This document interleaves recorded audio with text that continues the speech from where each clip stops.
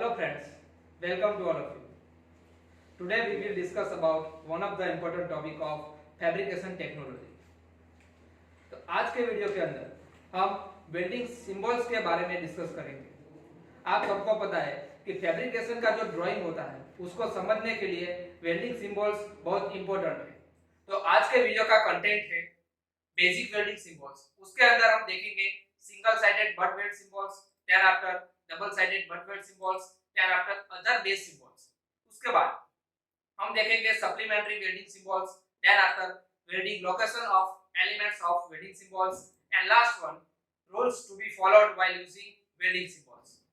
अबे next slide में आप यहां देख सकते हो बेसिक वेल्डिंग सिंबल्स के अंदर सिंगल साइडेड बट वेल्ड।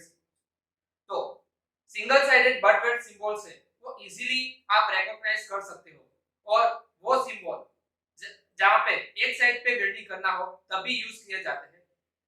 और ये सिंबल है वो आपको दर्शाएगा कि वेल्ड प्रिपरेशन कौन सी होती है, कौन से टाइप का वेल्ड जरूरी है। नेक्स्ट स्लाइड में आप यहां देख सकते हो स्क्वायर बट वेल्ड सिंबल्स। तो स्क्वायर बट वेल्ड सिंबल से उसके अंदर कोई वेल्ड प्रिपरेशन की जरूरत नहीं है, वो जस्ट आपकी जो प्लेट होती है उसका जो एंड होता है उसको स्क्वायर एंड बनाना होता है।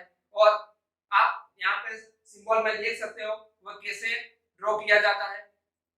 देन सेकंड नंबर है सिंगल वी बट सिंबल। तो सिंगल वी बट सिंबल के अंदर आपका जो प्लेट है वो प्लेट का जो एंड होता है उसको 45 डिग्री एंगल पे आपको कट करना पड़ता है और उसकी एज प्रिपेयर करनी पड़ती है। और आप यहां देख सकते हो कि वो सिंबल कैसे ड्रॉ किया जाता है। नेक्स्ट आप यहां पे देख सकते हो single V butt with broad root face.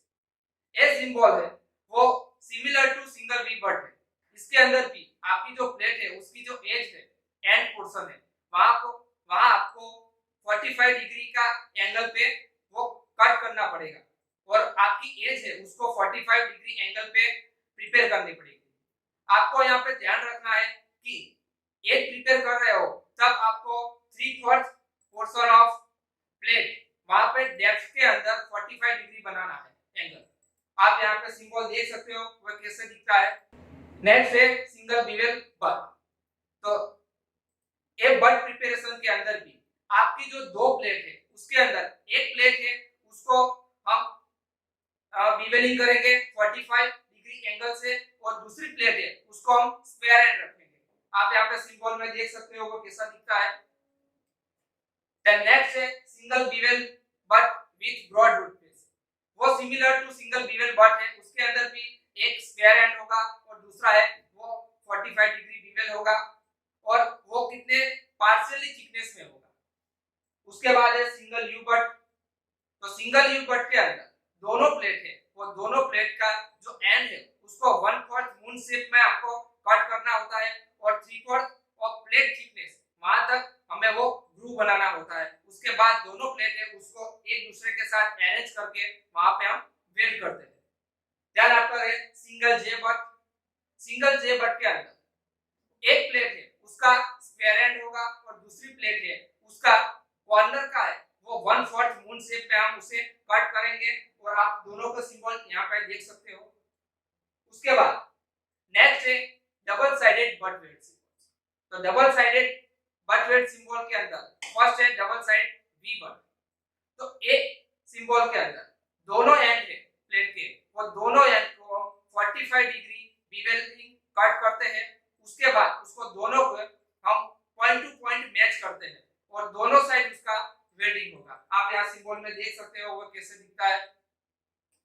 उसके बाद नेक्स्ट है डबल साइडेड बीवेल बट। तो यहाँ पे एक प्लेट है उसको कोई एक प्रिपरेशन करने की जरूरत नहीं है, मींस के वहां पे स्क्वायर एंड रहेगा और दूसरी प्लेट है उसके ऊपर दोनों साइड हम 45 डिग्री बीवेलिंग करेंगे और उसके बाद उसका जो पॉइंट है वो आपका स्क्वायर एंड है उसके मिडिल के ऊपर टच रहे उस तरह से उसको रखते हैं। उसके बाद दोनों साइड वेल्डिंग करते हैं। आप यहाँ पे सिंबल में देख सकते हो वो कैसे ड्रॉ किया जाता है। उसके बाद है डबल साइडेड यू बट। यहाँ पे दोनों साइड है प्लेट की, दोनों साइड की प्लेट के ऊपर 1/4 मून शेप में कट करना होता है और हम दोनों साइड ऊपर और नीचे की साइड वेल्डिंग करते हैं। आप यहाँ पे शेप में देख सकते हो वो कैसे दिखता है। उसके बाद है अदर बेस सिंबल्स। तो आप यहाँ पे बीवेल और बट सिंबल्स आपने देख लिए। उसके बाद अदर कौन से सिंबल्स है जो आप वेल्डिंग के अंदर यूज करते हो, तो उसके अंदर है फर्स्ट फिलेट, देन सेकंड है प्लग और slot, then third resistance spot, fourth resistance strip. तो आप यहाँ पे देख सकते हो वो सिंबल कैसे ड्रॉ किए हुए हैं। फिलेट है उसको हम ट्रायंगल से ड्रॉ करते हैं, प्लग है उसको रेक्टेंगल से, रेजिस्टेंस स्पॉट है उसको सर्कल से, और रेजिस्टेंस स्ट्रिप वेल्डिंग है उसको सर्कल के अंदर दो हॉरिजॉन्टल लाइन ड्रॉ करके दर्शाया जाता है। नेक्स्ट आप यहाँ पे देख सकते हो सप्लीमेंट्री वेल्डिंग सिंबल्स। तो सप्लीमेंट्री वेल्डिंग सिंबल्स है वो कैसे ड्रॉ किए जाते हैं और उसका मीनिंग क्या है आप यहाँ पे देख सकते हो।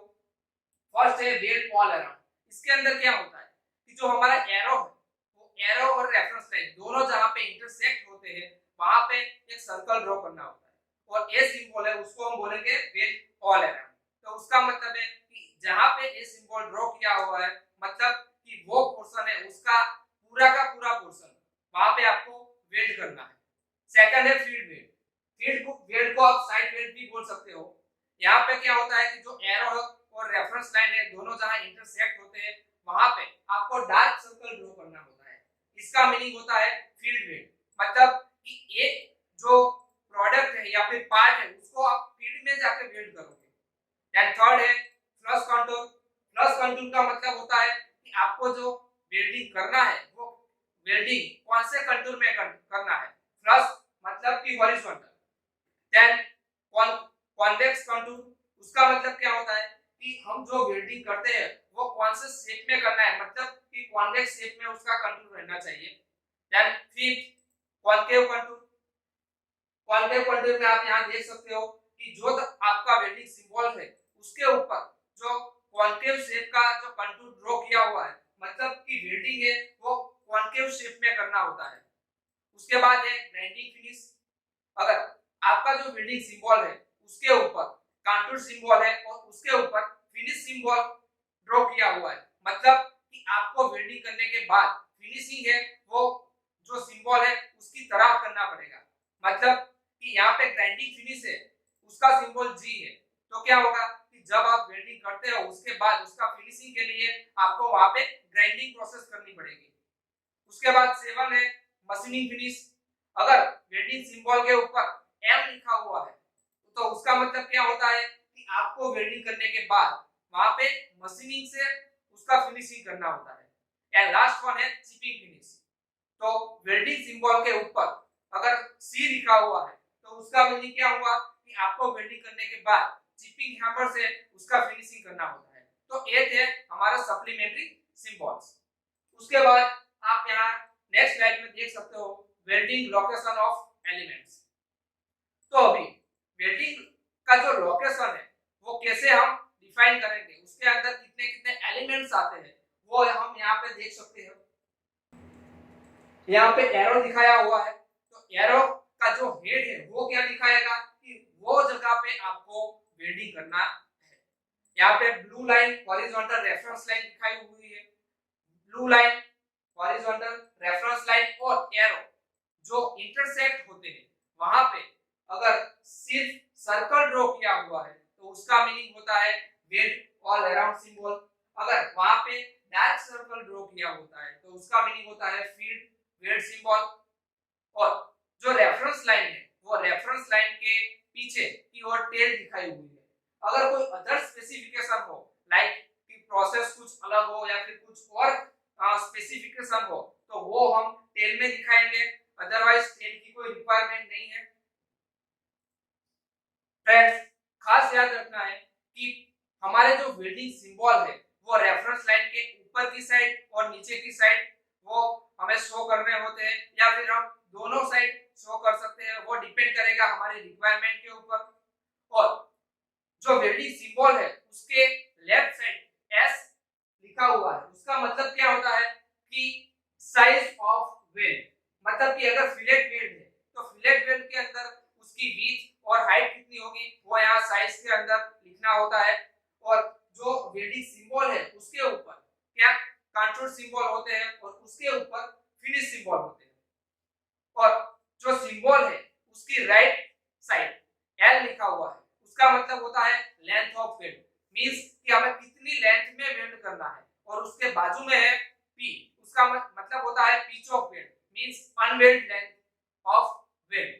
तो कितनी लेंथ छोड़ के वापस वेल्डिंग करना है वो हम यहाँ पे देख सकते हैं, ये मोस्ट इंपोर्टेंट है। देन नेक्स्ट स्लाइड में हम यहाँ देख सकते हो rules while using welding symbols. तो फ्रेंड्स खास याद रखना है कि एरो हेड है वो मेन एलिमेंट है इसके अंदर। तो एरो हेड कहां पे प्लेस करना होता है कि जहां पे आपको वेल्डिंग करना हो वहीं पे आपको एरो हेड वो शो करना होता है। दैट अगर हम वेल्डिंग वर्टिकल पोजीशन में करते हैं तो वेल्डिंग है वेल्ड सिंबल से वो फिलेट वेल्ड के लिए वो लेफ्ट साइड की ओर हम दिखाते हैं। और जो वेल्डिंग है वो वेल्डिंग एरो साइड करना होता है। तो क्या करेंगे कि रेफरेंस लाइन है उसके नीचे की ओर जो वेल्डिंग सिंबल्स है उसको उल्टा करके हम वहां पे शो करते हैं। और जो अदर साइड वेल्ड करना होता है तो क्या करेंगे रेफरेंस लाइन है उसकी ऊपर की साइड हम वेल्ड सिंबल्स को ड्रॉ करेंगे। और अगर हम दोनों साइड वेल्डिंग करना चाहते हैं तो हम रेफरेंस लाइन के ऊपर और नीचे दोनों साइड हम वेल्डिंग सिंबल्स ड्रॉ करेंगे। खास याद रखना है यहाँ पे जो डायमेंशंस दिखाना है वो डायमेंशंस के अंदर सिर्फ डायमेंशन होने चाहिए, उसके यूनिट लिखने नहीं है। खास याद रखना है कि फॉर एग्जांपल अगर आप फिलेट वेल्ड कर रहे हो तो उसकी साइज आपको 5/8 लिखनी होती है, उसका कोई यूनिट नहीं लिखना है like mm, inch etcetera. Next आप यहाँ देख सकते हो कि अगर फिलेट वेल्ड करते हो तो उसका जो डायमेंशन है वो दोनों डायमेंशन लिखना जरूरी है, लाइक उसकी विड्थ कितनी है उसकी हाइट कितनी है। देन हॉरिजॉन्टल लाइन वो आपको ऐड करनी पड़ेगी। अगर आपकी रिक्वायरमेंट है फ्लश कंटूर की तो सिंबल के ऊपर आपको हॉरिजॉन्टल लाइन ऐड करनी पड़ेगी। अगर आप कॉन्केव शेप में वेल्डिंग करते हो तो कॉन्केव का सिंबल आपको ड्रॉ करने पड़ेगा। और अगर कॉन्वेक्स शेप में आप वेल्ड करते हो तो उसका सिंबल आपको ड्रॉ करने पड़ेगा। और यहाँ पे वेल्ड ऑल अराउंड सिंबल है वो आपको कहाँ पे दिखाना है और फील्ड वेल्ड सिंबल है वो कहाँ पे दिखाना है। तो आपका एरो का जो हेड है वो एरो और आपकी जो रेफरेंस लाइन है दोनों जहाँ पे इंटरसेक्ट होते हैं वहां पे आपको वेल्ड ऑल अराउंड और साइड वेल्ड का सिंबल ड्रॉ करना होता है। और अगर इन केस आपकी असेंबली के अंदर आपकी फैब्रिकेशन प्रोडक्ट के अंदर दो अलग अलग टाइप की वेल्डिंग प्रोसेस आती है तो वो आपको रेफरेंस लाइन के पीछे टेल के अंदर वो लिखना होता है। आई होप आपको ये समझ में आ गया होगा। और नेक्स्ट स्लाइड में आप यहाँ पे देख सकते हो important questions regarding today's video. Thank you so much for watching this video. Thank you.